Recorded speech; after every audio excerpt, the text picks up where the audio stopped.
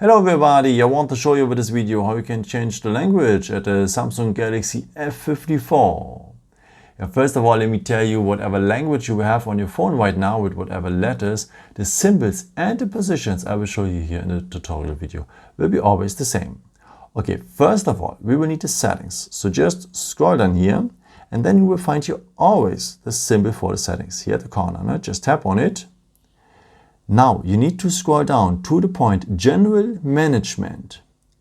It has a gray icon here in front with some white stuff to adjust in it.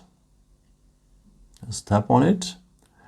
Now you will need the first point, Language. And maybe you're having a list here right now, like in my case. So I have two options here. And in case if your language is part of that list, just tap on the language you want to have and go on the blue button here to apply. Now in my case, Deutsch, so German. Okay, now everything is in German. But let me show you also now what you should do if your language is not here part of that list. So let me turn it back into English to follow the video better.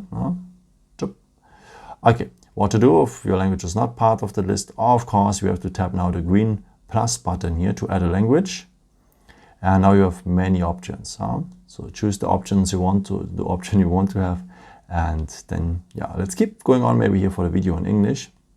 And now you can choose in the second step a local dialect. Let's take the dialect from India. Greetings, by the way. And tap now here on the most white one to set it as default.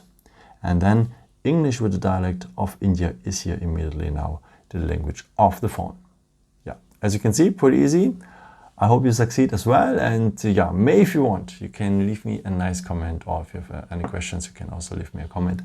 And yeah, or you can give me a thumbs up, would be also very nice. Thank you so much for. And yeah, I've created also some other videos if you're interested in, with some more tips and tricks and so on. You can also subscribe me if you haven't done it before. Thank you so much for your support, and yeah, maybe until next time. Ciao.